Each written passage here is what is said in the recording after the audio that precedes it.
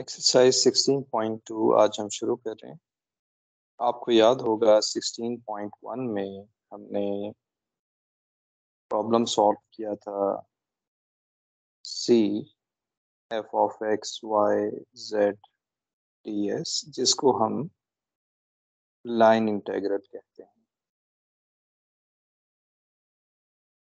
इसको हम line integral कहते हैं और इसको हमने सॉल्व किया था। क्या कर रहे थे यहाँ पर?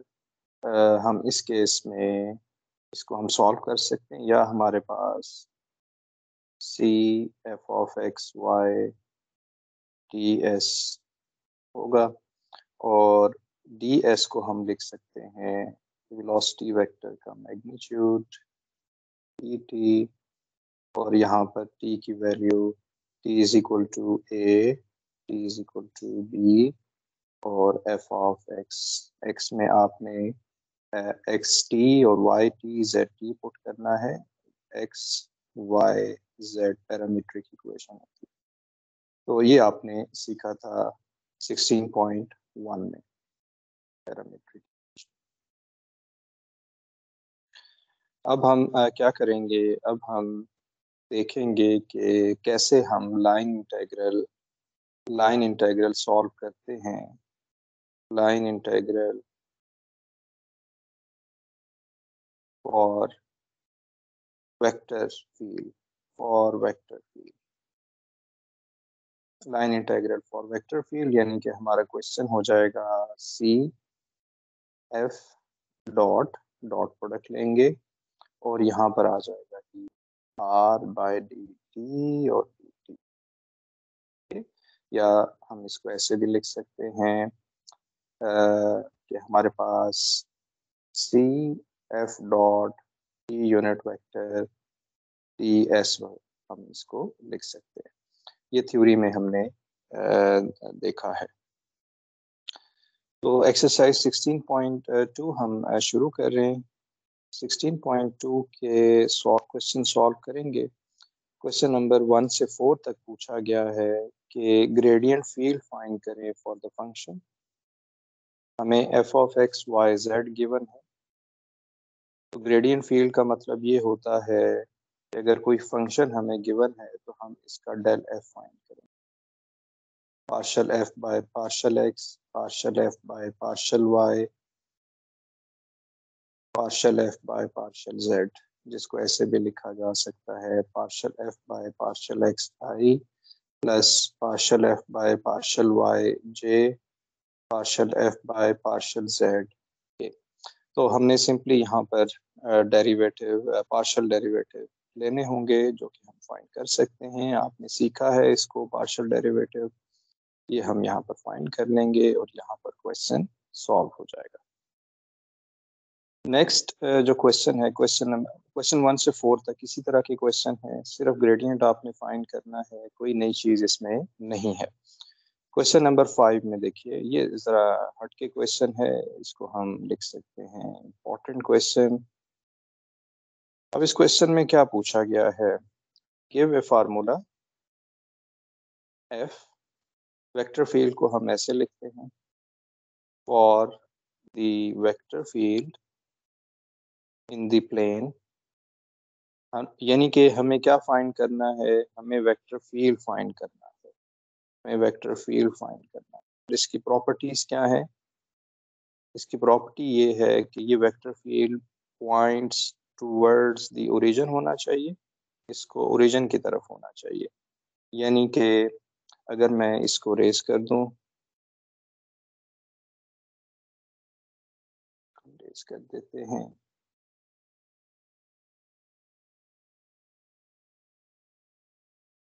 हमारे पास जो वेक्टर फील्ड हमें फाइंड करने को कहा गया है, एक तो वो एक्स वाई प्लेन में होना चाहिए। उसकी वजह क्या है? क्योंकि आई यूनिट वेक्टर है और जे है, तो ये एक्स वाई में होगा।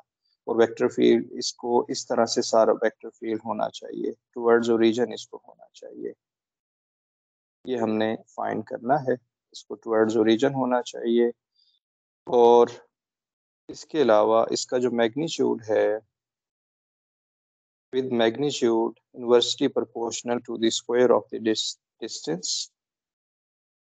इसकी जो मैग्नीट्यूड का डिस्टेंस है वो किसी पॉइंट से इनवर्सली प्रोपोर्शनल होना चाहिए to the origin. This field is not defined at 0 0, यानी कि उस फील्ड में वेक्टर फील्ड एफ में अगर आप एक्स वाई को ओरिजिन पुट करेंगे तो आंसर हमारा डिफाइन नहीं होगा। तो हमारा यहाँ एम क्या है? हमारा एम है एफ फाइंड करना है। एफ आपको पता है कि वेक्टर फील्ड इस तरह से लिखा जाता है एम एक्स वाई आई प्लस एन एक्स वाई जे।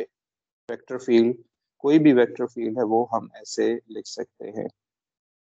सबसे पहले हम क्या करेंगे कि इस वेक्टर फील्ड जो कि हमारे पास अननोन वेक्टर फील्ड है इसका मैग्नीट्यूड ले लेते हैं। अब फिर हमें क्या बताया गया है कि ये जो मैग्नीट्यूड है इसका ये इन्वर्सली प्रोपोर्शनल है, यानी कि हम लिखेंगे vector field F is inversely proportional to the square of the distance X square plus Y square, और इसका मैग्नीट्यूड की बात कर रहे हैं। ठीक, आपको पता है कि जब इन्वर्सली प्रोपोर्शनल को ख़त्म करेंगे तो एक कांस्टेंट ऑफ प्रोपोर्शनैलिटी आ जाएगा, उसका नाम हमने के रख दिया है, और के शुड बी ग्रेटर देन 0 क्योंकि मैग्नीट्यूड है तो ये पॉजिटिव होना चाहिए।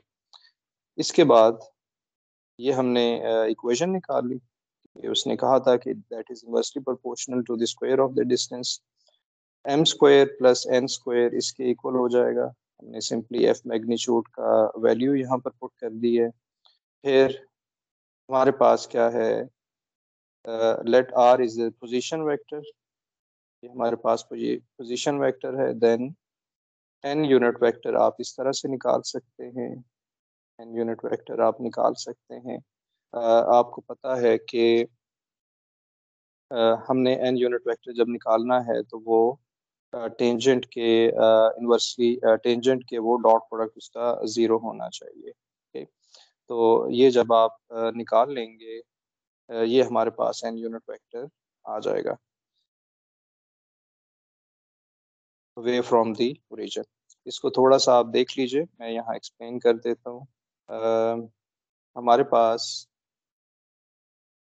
अगर आर पोजीशन वेक्टर ओरिजिन से इस डायरेक्शन में है तो ये होगा एक्स वाई, ये वेक्टर होगा।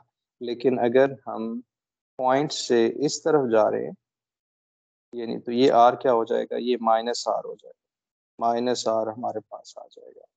तो माइनस आर हमारे पास आ जाएगा और इसका नाम हम रखेंगे माइनस एक्स, और इसका मैग्नीट्यूड जब निकालेंगे तो वो यूनिट वेक्टर बन जाएगा। तो वो हमारे पास आ जाएगा minus X over X square plus Y square minus Y over X square plus Y square. यानी कि क्या हो रहा है यहाँ पर, यहाँ ये था vector r is equal to X I plus Y J, और ये वेक्टर क्या होगा r is equal to minus X I minus Y J. और इस डायरेक्शन में अगर हम कोई यूनिट वेक्टर निकालना चाह रहे हैं वो हमारे पास, उसको हम एन यूनिट वेक्टर, ये N unit vector normal vector यहाँ पर नहीं है, basically that is just unit normal vector. तो आर का मैग्नीट्यूड, आर के वेक्टर को जब इसके मैग्नीट्यूड से डिवाइड करेंगे तो हमें मिल जाएगा minus X over X square plus Y square I minus Y over X square plus Y square. हमने इसकी डायरेक्शन क्यों इस तरह से की, आर को माइनस आर क्यों किया, वो इस वजह से किया क्योंकि ये टुवर्ड्स ओरिजिन है, जितने भी वेक्टर फील्ड है ये टुवर्ड्स ओरिजिन है। हम एक सिर्फ डायरेक्शन फाइंड करना चाह रहे हैं टुवर्ड्स ओरिजिन। तो हमारे पास एन यूनिट वेक्टर की आपको समझ आ गई है, जो कि ऐसे आर होगा तो इसकी इनवर्स ऑपोजिट डायरेक्शन में माइनस आर होगा in the direction of origin. इसका मतलब है जो वेक्टर फील्ड है, वेक्टर फील्ड एफ, उसकी डायरेक्शन क्या होगी, वो एन यूनिट वेक्टर की डायरेक्शन में होगा। दोबारा बता दें कि ये N unit vector is not a normal unit vector, normal vector ये नहीं है, that is just vector, normal vector. इसे चाहे तो आप इस तरह से भी लिख सकते हैं। यहाँ पर अगर हम इसे रेस कर दें तो यहाँ पर आप लिख सकते हैं मिसाल के तौर पे आर यूनिट वेक्टर, ऐसे भी लिखा जा सकता है। तो अब आप देखिए एन यूनिट वेक्टर की डायरेक्शन और वेक्टर फील्ड की डायरेक्शन एक तरफ होनी चाहिए, यानी कि ये सारे टुवर्ड्स ओरिजिन होने चाहिए। तो F is equal to A N होगा, ए इज ग्रेटर देन 0। यानी कोई भी वेक्टर फील्ड अगर आपने फाइंड करना है तो इसको यूनिट वेक्टर इस की डायरेक्शन में होना चाहिए और ये ए एक नंबर आ जाएगा। मिसाल के तौर पे हमारे पास है r इज इक्वल टू, अगर i unit vector i is the unit vector, तो 2i यूनिट वेक्टर क्या होगा, r की direction towards positive x axis होगी। अगर r हमारे पास -2i होगा तो ये हमारे पास नेगेटिव एक्स एक्सिस होगा। तो यहाँ पर ये जो a का रोल है that is just constant, that is just scalar. Okay, तो f की डायरेक्शन जो है वो n की डायरेक्शन होगी और a हमारे पास वो नंबर होगा जो कि वो वेक्टर फील्ड बना रहा होगा। तो यहाँ पर आके आप लिख लेंगे लेफ्ट साइड पे वेक्टर फील्ड f आप लिख लेंगे, राइट साइड पे n यूनिट वेक्टर और a लिख लेंगे, m हमारे पास ये आ जाएगा, m ये आ जाएगा और इस तरह से f is equal to a n, इसका मैग्नीट्यूड क्या होगा, ये a हो जाएगा और a हम निकाल लेंगे, वो हमारे पास ये है। तो ये हमने वेक्टर फील्ड फाइंड कर लिया है। ये वो वेक्टर फील्ड है जो कि टुवर्ड्स ओरिजिन है और अगर आप इसे, यानी कि ये वेक्टर फील्ड कैसा होगा, ये ओरिजिन की तरफ होगा, ये ओरिजिन की तरफ होगा। और इसके अलावा ओरिजिन पे आप देखेंगे डिफाइन नहीं है, जीरो इस ओरिजिन एफ में अगर आप 0 0 पुट करें तो आपको 0/0 आई वगैरह मिल रहा है। क्वेश्चन नंबर 6 इसी तरह का क्वेश्चन है, एग्जैक्टली यही चीज़ है, आपने लॉजिक यूज करते हुए इसका जो है आंसर लेकर आना है। ओके, क्वेश्चन नंबर 7 से 12 तक। क्वेश्चन नंबर 7 से 12 तक पूछा गया है, find the line integral of f from region to 1 1 1 over each of the following paths in the accompanying figure। okay? तो हमारे पास जो फिगर है वो ये वाली फिगर है और इसमें 3 पार्ट्स हमें गिवन है। ए हमारे पास है कि कर्व 1 है, ये वाला पाथ है 0 to 1। C2 जो है उसके लिए ये वाला पाथ बन रहा है 0 to 1 और C के लिए यूनियन होगा C3 यूनियन C4, ये हमारे पास पाथ बन रहा है। तो इसका लाइन इंटीग्रल हमने फाइंड करना है। क्वेश्चन नंबर 7 में अब क्वेश्चन यहाँ से शुरू हो रहा है, ए बी सी उसके हिस्से हैं जो कि हमने फाइंड करना है। तो एफ हमारे पास ये गिवन है, वेक्टर फील्ड हमें गिवन है। अब सबसे पहले हम ए पार्ट अगर सॉल्व कर रहे हैं तो ए पार्ट के लिए यहाँ पर एक्स हमारे पास है टी, वाई हमारे पास है टी और जेड हमारे पास है टी। तो हमारे पास एफ क्या हो जाएगा, ये आपको पता है कि हमने यहाँ पर एक्स वाई जेड पुट कर देना है, एक्स की जगह वाई की जगह पे टी, एक्स की जगह पे टी एंड सो ऑन। फिर हम क्या करेंगे कि डेरिवेटिव ले लेंगे, आर का डेरिवेटिव ले लेंगे, F dot D R by D T find कर लीजिए, में ये आंसर मिल जाएगा 9t मिल जाएगा। अब ये हम लाइन इंटीग्रल फाइंड कर रहे हैं, ये लाइन इंटीग्रल फाइंड करने का तरीका है, यानी कि अगर हमें लाइन इंटीग्रल फाइंड करना है F dot D S F dot D are, ये अगर हमने फाइंड करना है तो हमें क्या करना होगा, हमें C F dot D R by D T कर दीजिए, ये आप फाइंड कर सकते हैं।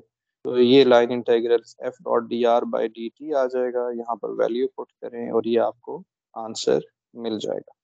ठीक, हमें फिगर का एज सच कोई एडवांटेज नहीं हुआ, सिर्फ ये है कि हम विजुलाइज कर पा रहे हैं अपने प्रॉब्लम को।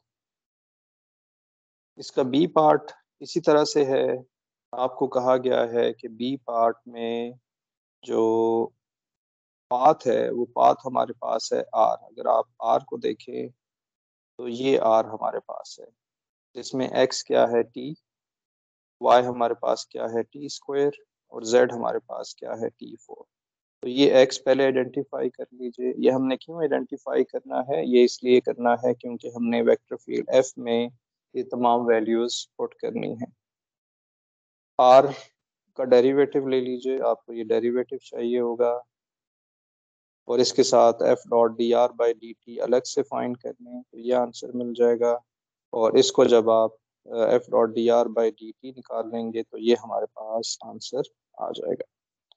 सी पार्ट में हमें दो कर्व गिवन है, एक C3 है और एक C4 है। सी पार्ट में एक इम्पॉर्टेंट चीज़ ये है कि हमें R नहीं गिवन, हमें R नहीं गिवन, इसका मतलब है कि अब हमें फिगर को देखना होगा। अगर R गिवन नहीं है तो C3 को अगर हम देखें तो C3 कौन सी जगह है? C3 आप देखिए वो ये वाला C3 है। इसका इनिशियल पॉइंट क्या है? 0 0, और इसका फाइनल पॉइंट क्या है? 1 1 0। और C4 को अगर आप देखें तो C4 ये है, C4 हमारे पास ये है। तो हमने ये डायरेक्शन होगी और ये डायरेक्शन होगी, तो हमने क्या फाइंड करना है? हमने फाइंड करना है C3 union C4। C3 union C4 हमने फाइंड करना है। लेकिन मसला ये है कि हमें R का नहीं पता है, R का हमें नहीं पता, तो R हमने खुद से बनाना होगा। तो यहाँ पर जो R बनेगा मिसाल के तौर पे वो हमारे पास क्या होगा? R हमारे पास होगा R1 T I plus T J. अब ये कैसे R1 वैलिड R1 है? वो इसलिए ये वैलिड है कि टी आई प्लस टी जे, अगर आप एक पॉइंट अभी C3 पे ज़रा आप तवज्जो कीजिए, ये C3 है, इसका इनिशियल पॉइंट है 0 0 0 और इसका फाइनल पॉइंट है 1 1 0। ओके, हम इस पाथ को देख रहे हैं जो कि C3 है।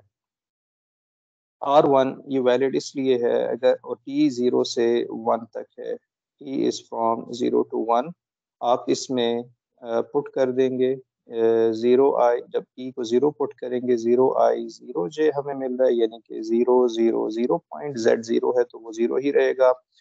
अगर T को आप 1 पुट करेंगे तो R1 हमारे पास आ जाएगा i प्लस j, यानी कि ये आ जाएगा 1 1 और z हमारे पास 0 आ जाएगा। तो ये वैलिड R1 हमारे पास है। लेकिन क्वेश्चन ये है कि ये हम फाइंड कैसे करेंगे? इसके लिए आप, क्योंकि ये लाइन की इक्वेशन है, तो हमें x minus X naught over T, sorry a, y minus Y naught over b, और ये किसके इक्वल हो जाएगा? t के, क्योंकि यहाँ पर z है नहीं तो लाइन की इक्वेशन ये बनेगी। अब कोई सा भी पॉइंट आप ले लें, आप ओरिजिन से पॉइंट ले लें, X naught is X naught, Y naught, Z naught आपका है ओरिजिन फॉर एग्जांपल, तो ये आ जाएगा x minus 0 a, y minus 0 b is equal to t। तो अब क्वेश्चन ये कि ए बी क्या होगा, यानी कि आप इस ओरिजिन से एक वेक्टर बना सकते हैं। वो वेक्टर क्या बनेगा इस डायरेक्शन में? वो अगर हम निकाल लें यहाँ पर तो वो बनेगा 1 minus 0 is 1 1 i, 1 minus 0 is 1 j। 1 सिर्फ आपको समझाने के लिए यहाँ पर मैं लिख रहा हूँ, और 0 माइनस 0 ये 0 j, यानी कि ये वो वेक्टर होगा। इसमें ये a क्या होगा? a इज 1, b इज 1, तो x ओवर 1, b ओवर 1, और ये आ जाएगा सॉरी y ओवर 1, तो x हमारे पास आ जाएगा t, y आ जाएगा t, तो यहाँ से R1 हमारे पास बन जाएगा T I plus T J. तो जब भी दो पॉइंट्स आपको गिवन हो, आपने R1 बनाना हो तो काइंडली आप इसको देख सकते हैं। अगर लाइन हो, वो अगर लाइन है तो फिर इस तरह से बनेगा, अगर कोई और कर्व है तो फिर वो चेंज होगा। तो आप देखिए तो R1 हमें मिल गया, और t की जो पर्टिकुलर वैल्यू है वो आपने डिसाइड करनी है, क्या 0 से 2 लें, 0 से 1 लें। t ऐसा डिसाइड करना है कि जो आप लेफ्ट हैंड पॉइंट पुट करें तो जहां से ये लाइन सेगमेंट शुरू हो रहा है वो पॉइंट आना चाहिए, और जहां ये एंड हो रहा है वहां पर t की वो पर्टिकुलर वैल्यू आपने रखनी होगी। ठीक है, तो ये R1 आपको समझ आ गया, तो हम बेस कर लेते हैं।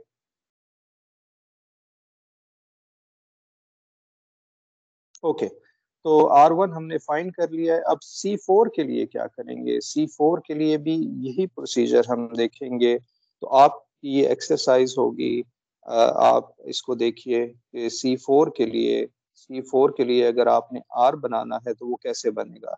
मैं आपको एक हिंट दे देता हूँ, x minus X naught over A, y minus Y naught over B. अब क्योंकि ये आप स्पेस में जा रहे हैं तो z भी होगा इसमें, z minus Z naught over C is equal to t। तो यहाँ पर आप x naught, y naught, z naught ये आप 1 1 0 पुट करेंगे।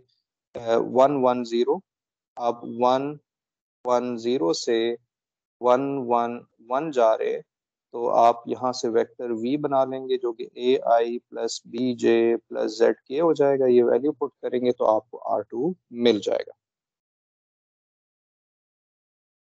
p की वैल्यू 0 to 1। बाकी प्रोसीजर सेम है। आप dr1/dt फाइंड करेंगे,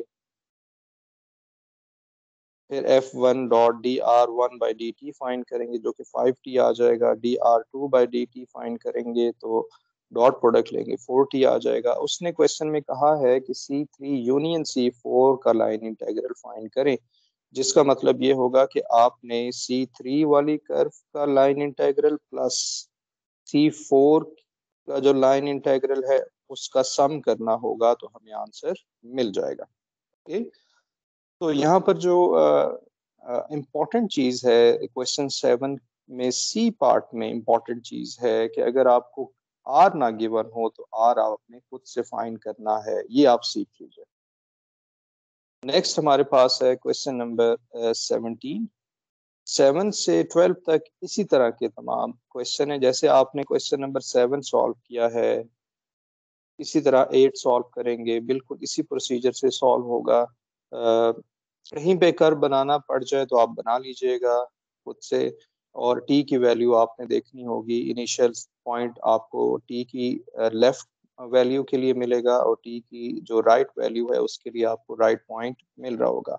तो 7 से 12 तक हम सॉल्व कर रहे हैं, इसमें 8 हमने सॉल्व नहीं किया, अदरवाइज वो रिपीटिशन हो जाएगा, तो वो हम सॉल्व नहीं कर रहे। क्वेश्चन नंबर 17 पे हम चले जाते हैं। ये भी एक इंटरेस्टिंग क्वेश्चन है। क्वेश्चन नंबर 17, इसमें पूछा गया है कि along the curve और t की वैल्यू 0 to 1 है, evaluate each of the following integral.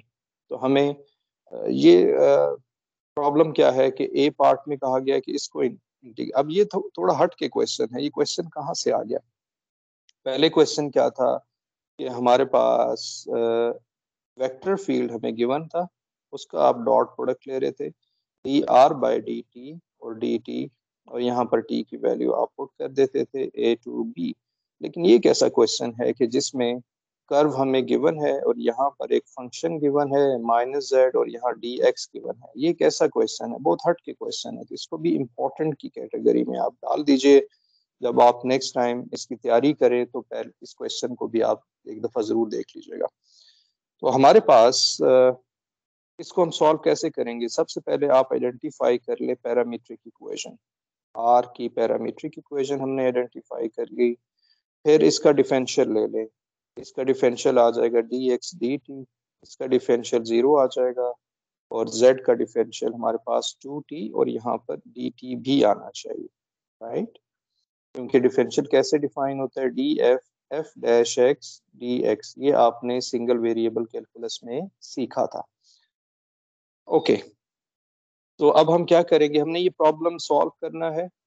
हम x की जगह पे t पुट कर देंगे, y की जगह पे -1 पुट कर देंगे और z की जगह पे t² पुट कर देंगे, और t की वैल्यू 0 to 1 हम यहाँ पर पुट कर देंगे। 0 to 1 हमें मिल जाएगी, ये 0 आ गया, ये 1 आ गया, और हमारे पास dx किसके इक्वल हो जाएगा? dx हमारे पास इक्वल हो जाएगा dt के इक्वल हो जाएगा, तो ये हमारे पास dt आ जाएगा। इसको आप सिंप्लीफाई कर लें तो आंसर। बज़ाहिर ये क्वेश्चन मुश्किल लग रहा था, फर्स्ट लुक में ये मुश्किल क्वेश्चन लग रहा था कि हमने तो सीखा है कि f.dr/dt फाइंड करना है, लेकिन ये क्वेश्चन ऐसा है कि आपने सिंपली जो डाटा गिवन हो आप उसको पहले लिख लीजिए, डाटा को लिख लीजिए, डाटा आपके पास होगा तो उसके बाद आपको प्रॉब्लम सॉल्व करने में आसानी हो जाएगी। ओवर थिंकिंग करेंगे तो थोड़ा सा मुश्किल हो जाता है। Over thinking is good, some time it is good, लेकिन बाज़ औक़ात इसका हमें कोई एडवांटेज नहीं होता। चीज़ें लिखने से ज़्यादा आपको इसका एडवांटेज मिल रहा होगा। बी में इसी तरह से आप तमाम एक्स और वाई जेड पुट कर देंगे, लेकिन आप देख रहे हैं कि क्योंकि differential D Y is zero, तो इसका मतलब है कि यहाँ पर जो डी टी आना था वो ज़ीरो हो जाएगा, तो ये सब कुछ ज़ीरो हो जाएगा। सी पार्ट इसी तरह से आप सॉल्व कर सकते हैं। यहाँ पर डी जेड आ जाएगा। क्वेश्चन नंबर 19 से 22 तक। अब क्वेश्चन 19 से 22 तक पूछा गया है find the work done by F, यानी कि फोर्स एफ फोर्स है, यहाँ पर वर्क डन के लिए फोर्स होगा in the direction of increasing T, in the direction of increasing T. Question 19 में एफ हमें गिवन है, आर हमें गिवन है, जो कि अच्छी बात है, आर हमें गिवन है, हमें खुद नहीं बनाना पड़ेगा। टी की वैल्यू भी गिवन है, ये भी अच्छी बात है, क्योंकि अगर टी गिवन है तो हमारे लिए आसानी है। आइडेंटिफाई कर लें पैरामीट्रिक इक्वेशन। एफ हमारे पास ये फोर्स हो जाएगा, D R by D T है, work done F dot D R by D T, और ये आप फाइंड कर सकेंगे, तो ये आंसर आ जाएगा। आप सोच रहे होंगे ये यहाँ वर्क डन क्यों कहा गया। देखें, आपके पास वर्क डन में, वर्क डन की डेफिनेशन ये होती है कि फोर्स का डॉट प्रोडक्ट डिस्प्लेसमेंट वेक्टर से, एफ डॉट डी, ये वर्क डन की डेफिनेशन है। तो जब आप को कहा जाए कि वर्क डन फाइंड करें, तो ये जो वेक्टर फील्ड एफ है, जिसका नाम हमने वेक्टर फील्ड रखा हुआ है, ये वेक्टर फील्ड फोर्स बन जाएगा। अगर ये फोर्स होगा तो ये हमारे पास वर्क डन हो जाएगा, एफ डॉट डी। अगर ये फोर्स हमारे पास फॉर एग्जांपल वेलोसिटी बन जाता है, velocity of the fluid flow, for example velocity of the fluid flow, तो इस केस में जब आप F dot D are find करेंगे तो ये फ्लो बन जाता है। इसको हम अभी देखेंगे, कुछ क्वेश्चन अभी आ रहे हैं। तो यहाँ पर आपने याद रखना है, प्रोसीजर सेम है। आप देख रहे हैं कि D R by D T find कर रहे हैं और F dot D R by D T find कर रहे हैं। सिर्फ फर्क क्या है कि ये जो वेक्टर फील्ड, इसका जनरल नाम था, पहले ये कुछ भी हो सकता था, लेकिन इस दफा ये क्या होगा, ये फोर्स होगा। फोर्स होने से ये क्या बन जाएगा, वर्क बन जाएगा। तो आप देख रहे हैं कि ये हमारे पास आ जाएगा। एक इम्पॉर्टेंट चीज ये है कि जब वर्क डन में ये जो एफ होता है, ये एफ कांस्टेंट होता है, ये कांस्टेंट वेक्टर होता है। ठीक है, आपको याद है जब आप वर्क डन किया करते हैं तो एफ को कांस्टेंट रखते हैं, लेकिन यहाँ पर क्या हो रहा है, एफ इज वेरिएबल, ये वेरिएबल फोर्स है, क्योंकि ये चेंज हो रही है। तो जब चेंज हुआ करती है तो फिर इंटीग्रेशन आएगा। ठीक है, तो ये हमारे पास वर्डन आ जाएगा और इसका आंसर मिल जाए। आई होप कि आपको ये समझ आ गया है। तो आपने याद रखना, इसमें कंफ्यूज नहीं होना कि अगर आपके टीचर या एग्जाम में आप कोई क्वेश्चन देखते हैं कि जिसमें कहा जाता है कि आप वर्डन फाइंड करें, आप वर्डन फाइंड करें, तो आपका प्रोसीजर सेम है, F dot D R by D T, और ये इंटीग्रेशन आ जाएगा, तो दिस इज वर्डन। अगर यहाँ पर ये एफ जो है ये वेलोसिटी हो जाएगा, एफ का मतलब लिखते नहीं है आमतौर पे, अगर कहा जाए कि ये वेलोसिटी है तो ये फ्लो कहलाएगा। ठीक है, तो प्रोसीजर सेम है, ये आपने याद रखना। नेक्स्ट क्वेश्चन पे चलते हैं। क्वेश्चन नंबर 23 में कहा गया है कि evaluate this integral along the curve from -1 to 1।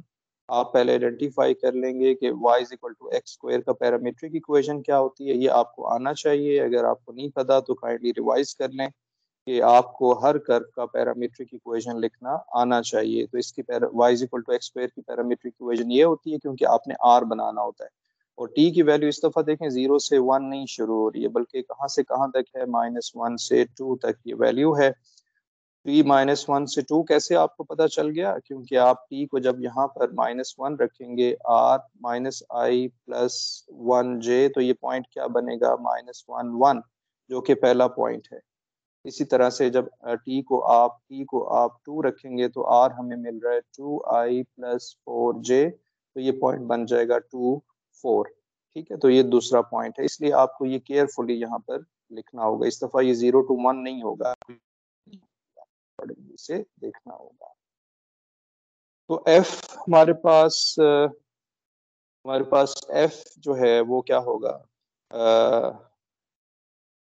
वो हमें क्वेश्चन 23 में यहाँ पर हमें गिवन है होगा वो आप कैसे फाइंड करेंगे, ये देखिए आपके पास ये जो C X Y D X plus Y D Y है, यहाँ पर ये एम होता है, ये एम होता है और ये एन होता है, यानी कि ये लिखा जाता है M D X plus N D Y. तो आप सोच रहे होंगे वेक्टर फील्ड कहाँ से आ गया, ये वेक्टर फील्ड ये वाली जो यहाँ डी एक्स के साथ जो होता है ये यहाँ पर आएगा एम, और डी वाई के साथ जो होगा ये एक्स प्लस वाई, तो ये हमारे पास आएगा एम, तो ये आएगा एम और एन। ओके, ये भी ट्रिकी चीज है, ये आपको फाइंड करना होगा। तो एफ में वैल्यू पुट कर, बाकी प्रोसीजर सेम है, बाकी प्रोसीजर में क्या है कि ये सेम है। क्वेश्चन में इस दफा हट के कहा गया है कि आप X Y D X plus ये फाइंड करें, तो आप क्या करेंगे, इसे लेकर चलेंगे। इसको आप इस तरह से भी लिख सकते हैं F dot D R by D T, और ये 69/4 हमें आंसर मिल जाएगा, ये इसके इक्वल होगा, ये आपस में इक्वल होते हैं, F dot D R by D T ये और ये आपस में इक्वल होते हैं। इसका एक और हल भी होता है, अगर आप करना चाहते हैं, आप एक्स की वैल्यू यहाँ पुट कर दें, ये आ जाएगा टी, वाई की वैल्यू पुट कर दें, ये आ जाएगा टी स्क्वायर, डी एक्स क्या आ जाएगा डी टी, आपने एक्स का डिफरेंशियल लेना है तो डी टी आ जाएगा, प्लस एक्स क्या आ जाएगा टी, प्लस वाई क्या आ जाएगा टी स्क्वायर, डी वाई क्या आ जाएगा, वाई का डिफरेंशियल लेना है जो कि आएगा 2t डी टी, ये आप डिफरेंशियल लेंगे, यहाँ से आप इसको लिख सकते हैं टी क्यूब प्लस, और डी टी आप यहाँ पर कॉमन लेके इसे सॉल्व करेंगे, और सी टी की वैल्यू आप -1 से 2 रखेंगे तो सेम आंसर आपको मिलेगा। आप इससे ट्राई कीजिएगा। ओके, दोनों तरीके आपके पास हैं। नेक्स्ट हमारे पास है, ये भी इसी तरह से है, आपने 24 को इवेलुएट करना है। क्वेश्चन 24 में आपने इस इंटीग्रल को इवेलुएट करना है जो कि सेम है क्वेश्चन नंबर 23 की तरह। इसको counter clockwise around the triangle with vertices this, तो आप क्या करेंगे, 0 0 to 1 0, जैसे मैंने आपको बताया कि आपने आर खुद से बनाना होगा, इस दफा गिवन नहीं है, प्रोसीजर सेम है। ठीक है, प्रोसीजर क्या होगा, प्रोसीजर वही होगा, x minus X naught over A, y minus Y naught over B is equal to B. इस तरह से आप फाइंड कर लेंगे। f आपके पास ये आ जाएगा, ये कहाँ से आया, ये आपको जैसे अभी मैंने बताया कि ये m होगा, this is m and this is n, तो m n हमारे पास ये आ जाएगा, this is m this is n। इसमें आप वैल्यू पुट कर दें, f dot D R by D T find कर लें, और इसी तरह 1 0 जो दूसरा हमारे पास 1 0 to 0 1 है, उसके लिए भी कर्व बना दें, टी की वैल्यू सूटेबल डिसाइड कर लें। अब आपको यहाँ ये याद रखिए, अगर ये आपको नहीं पता ये कैसे आर, ये अगर आपको ये चीज़ नहीं पता x minus X naught Y minus Y naught over B वाली चीज़ नहीं पता, तो आप आर नहीं बना सकते। तो आपको ये आर बनाना है, जब आर बन जाएगा तो टी की वैल्यू फिर सूटेबल आपने देखनी होगी।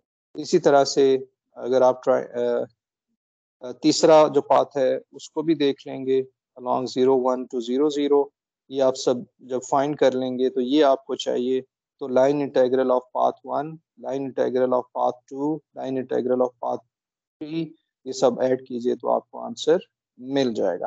ठीक है, क्वेश्चन 25 में कहा गया है कि आप इवेलुएट करें इसको, आर हमें गिवन है, आर हमें यहाँ गिवन है नहीं, हमें जो है आर फाइंड करना है।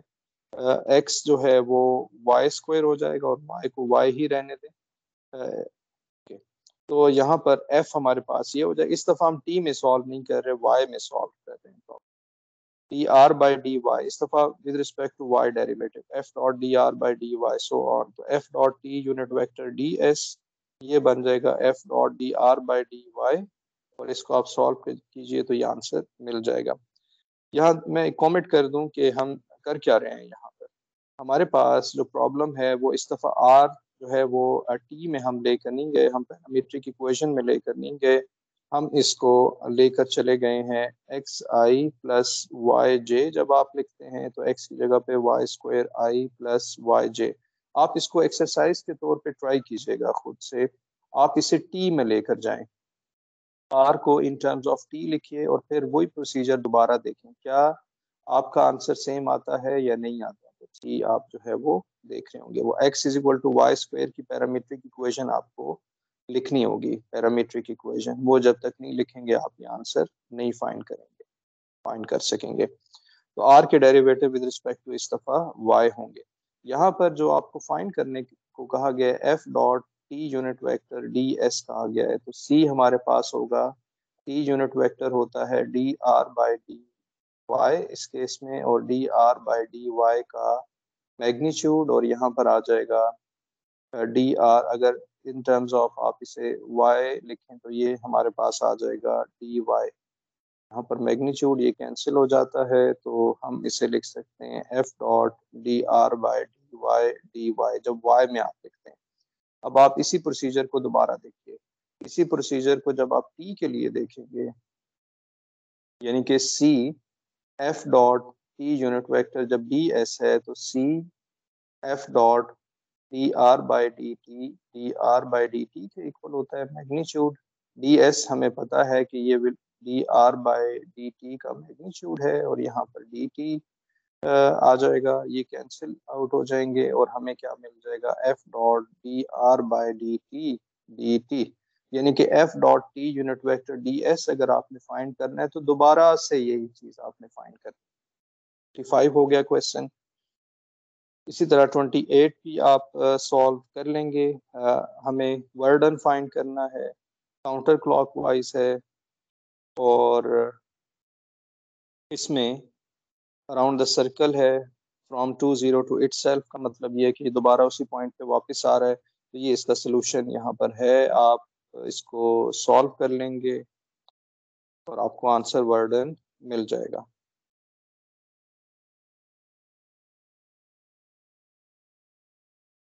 यहाँ पर सिर्फ एक चीज़ मैं आपको बता दूं कि यहाँ हो क्या रहा है कि आप डेल एफ की क्यों ज़रूरत हमें पेश आ गई। वर्डन उसने कहा है कि जो ग्रेडियंट ऑफ एफ है उससे जो फोर्स बन रही है वो वर्डन होगा।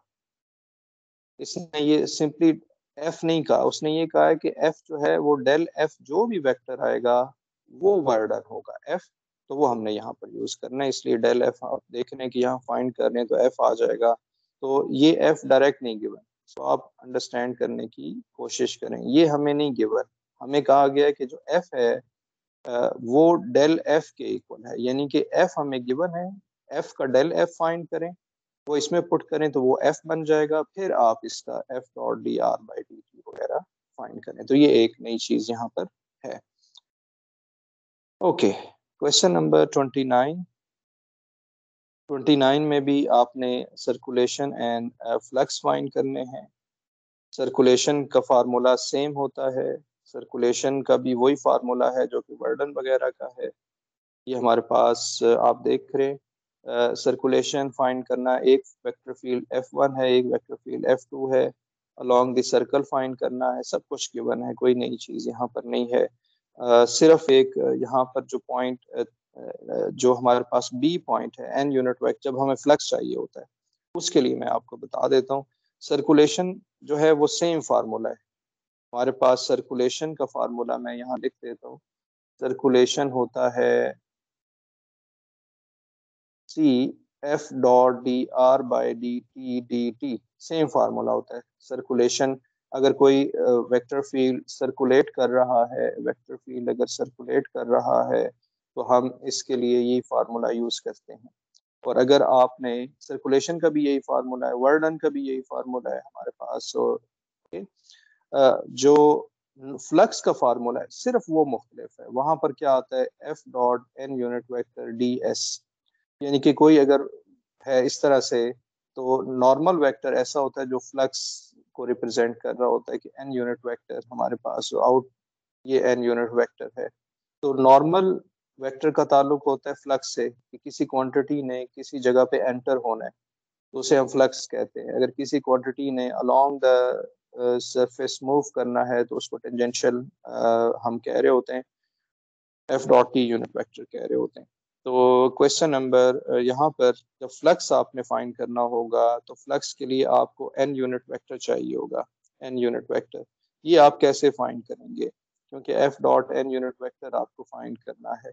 तो ये हम देखेंगे, हमें पता है कि जो टी यूनिट वेक्टर है वो n यूनिट वेक्टर और t यूनिट वेक्टर आपस में क्या बनाते हैं, वो हमारे पास 0 बना रहे होते हैं, क्योंकि टेंजेंट इस डायरेक्शन में है और n हमारे पास इस डायरेक्शन में है। ये n unit vector principal unit normal vector नहीं है, जो कि यहाँ हमने पढ़ा था, जिसको हम कैपिटल N कहते थे। ये दूसरा यूनिट नॉर्मल है।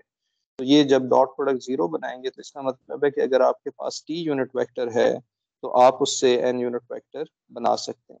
यानी कि अगर आपके पास है r is equal to cos T I plus sine T J, तो इसका D R by D T हमें क्या बता देगा, minus sine T I plus cos T J. और यहाँ पर आप इसको जब टी यूनिट वेक्टर बनाएंगे तो वो यही आ रहा होगा, क्योंकि हमारे पास वो 1 है मैग्नीट्यूड। तो जब n यूनिट वेक्टर, अगर आपने n यूनिट वेक्टर ऐसा होना चाहिए जो कि t यूनिट वेक्टर के साथ डॉट प्रोडक्ट 0 बना रहा हो, तो n यूनिट वेक्टर क्या लेंगे आप, वो देखेंगे, वो आ रहा होगा cos T I plus sine T J. आप ये जब ऐसा आपने देखना है कि इसका डॉट प्रोडक्ट होगा तो minus cos T sine T आएगा, इसका जब इससे डॉट प्रोडक्ट होगा तो साइन टी कॉस टी आएगा। तो यानी कि ये 0 आ रहा है इस n यूनिट वेक्टर की चॉइस के लिए। ये हमें क्यों चाहिए, क्योंकि हमें फ्लक्स चाहिए, F1 dot n unit vector चाहिए। आप इसका डॉट प्रोडक्ट ले तो 1 आएगा। वेक्टर फील्ड F2 के साथ जब डॉट प्रोडक्ट लेंगे तो वो 0 आएगा। फ्लक्स ड्यू टू F1 हमारे पास ये आ जाएगा, फ्लक्स ड्यू टू F2 हमारे पास ये आ जाएगा। तो यहाँ जो इंपॉर्टेंट चीज़ है n यूनिट वेक्टर फाइंड करना है, इसका मैं फॉर्मल तरीका भी आपको बता देता हूँ। वो ये फॉर्मल तरीका है कि किसी भी प्लेन में कोई हमारे पास अगर इस तरह से एक सर्कुलर पाथ है और ये एंटी क्लॉकवाइज है, तो अगर आपने एक्स वाई जेड ऐसे चूज किया हुआ है, यानी कि ये आपका जो है इस तरह से है, और यहाँ पर ये के यूनिट वेक्टर जेड डायरेक्शन में है और टी यूनिट वेक्टर इस डायरेक्शन में है, क्योंकि काउंटर क्लॉकवाइज मोशन है तो टी यूनिट वेक्टर उसी डायरेक्शन में होगा। एन यूनिट वेक्टर अगर इस तरह से है तो एन यूनिट वेक्टर निकालने का तरीका है टी यूनिट वेक्टर क्रॉस के यूनिट वेक्टर। लेकिन अगर क्लॉकवाइज निकालना होगा तो आपने, यानी कि अगर मूवमेंट इस तरफ है तो टी यूनिट वेक्टर इस तरफ होगा, K unit vector parallel to Z axis होगा, और ये हमारे पास एन यूनिट वेक्टर है। तो इस केस में अगर आपने एन यूनिट वेक्टर निकालना है तो के यूनिट वेक्टर का क्रॉस प्रोडक्ट आपने टी यूनिट वेक्टर से लेना है, तो ये हमें मिल जाएगा। तो क्वेश्चन नंबर 29 के लिए आप देख रहे हैं, एक तो हमने गेस वर्क किया था ना, क्या N unit vector should be cos T I plus sine T, यहाँ पर आप निकालेंगे। तो फ्यूचर में आपने अगर एन यूनिट वेक्टर फ्लक्स के लिए आपको चाहिए हो, फ्लक्स के लिए C F dot N unit vector अगर आपको चाहिए हो, तो आपने पहले देखना है कि मोशन क्या क्लॉकवाइज है या एंटी क्लॉकवाइज है। अगर तो वो एंटी क्लॉकवाइज है तो ये फार्मूला लगेगा। के यूनिट वेक्टर जो है, ये आप देखिए, के यूनिट वेक्टर ये वो है जो कि आई जे के लिखते हैं, यानी आई जे के यूनिट वेक्टर, ये के यूनिट वेक्टर वो है।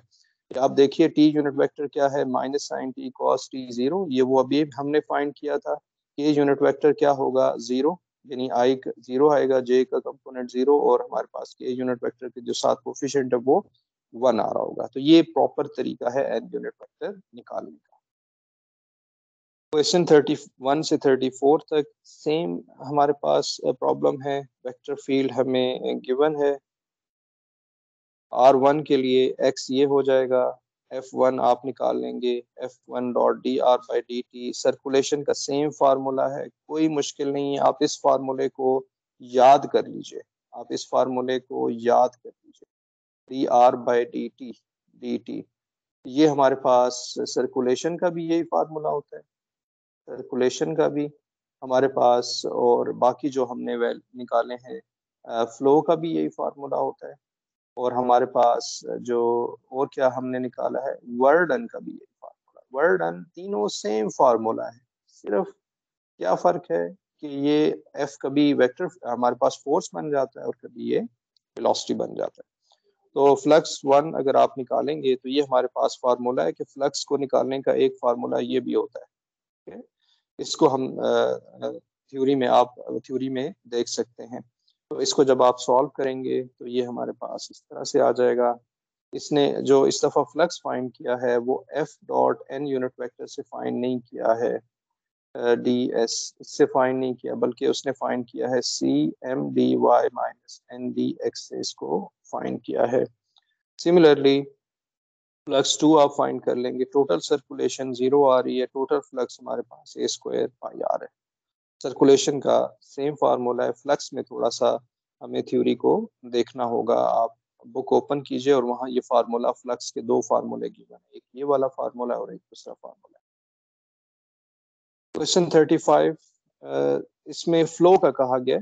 फ्लो का मतलब है कि F dot T unit vector D S, लेकिन आपके पास फार्मूला सेम ही होता है, ये वाला फार्मूला होगा।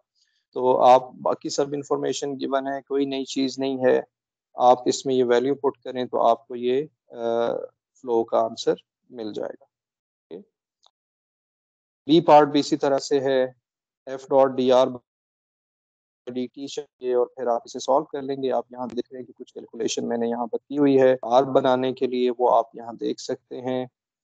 फ्लो के लिए आपको फिर वही F dot T unit vector D T चाहिए होगा और फिर F dot D R by D T चाहिए और सो ऑन। फ्लो वगैरह आप इस तरह से फाइंड करते हैं। क्वेश्चन नंबर 37 में फ्लक्स चाहिए, F dot N unit vector है जिसका एक फार्मूला ये भी है। एम में आप वैल्यू पुट कर देंगे, डेल्टा वी हमारे पास है। आप क्वेश्चन में देखें तो डेल्टा वी लिखा हुआ है, F is equal to delta V है, तो आप इसे पुट करेंगे तो ये एम हो जाएगा, ये एन हो जाएगा। डेल्टा की वैल्यू गिवन है, ये फ्लक्स में आप पुट कीजिए और फिर आप इसे सॉल्व करेंगे तो हमें आंसर मिल जाएगा। यहाँ पर आप देख रहे होंगे कि एक सर्कल बना हुआ है, यहाँ पर सर्कुलर, इसका मतलब ये होता है कि पाथ जो है वो सर्कुलर है, यानी कि जो मूवमेंट है वो सर्कुलर हो रही है और ये काउंटर क्लॉकवाइज, एंटी क्लॉकवाइज ये होता है।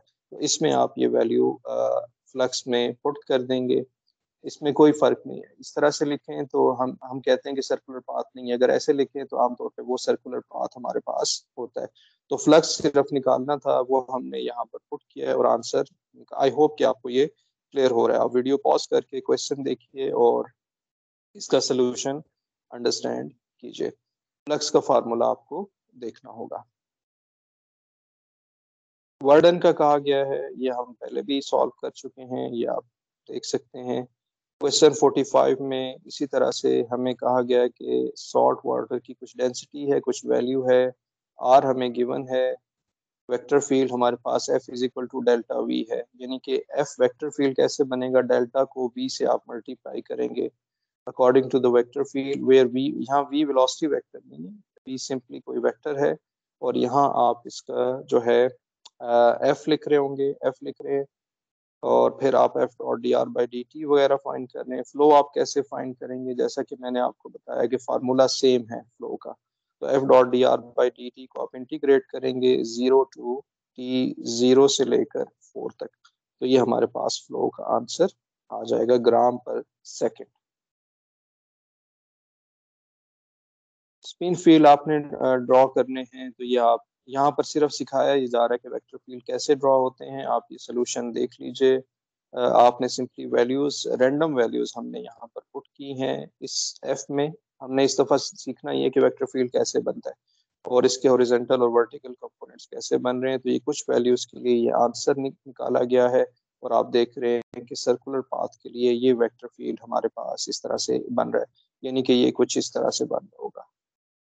हमने कुछ वेक्टर शो किए, ये ज्यादा भी हो सकते थे, सारी बात है, वो सर्कुलर पाथ पे ये वेक्टर्स होंगे।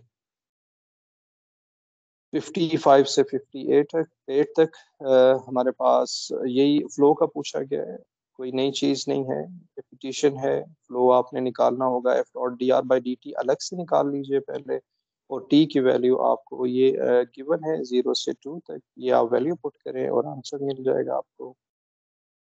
58 में भी फ्लो का कहा गया है, ये वेक्टर फील्ड हमें गिवन है, ये वेक्टर फील्ड है, ये पोजीशन वेक्टर है और ये x हमारे पास है, ये y है, ये z आ जाएगा। आप f dot D R by D T निकालिए, इसका आंसर 0 आ रहा है, तो फ्लो हमारे पास 0 है और कोई हमारे पास क्वेश्चन नहीं है।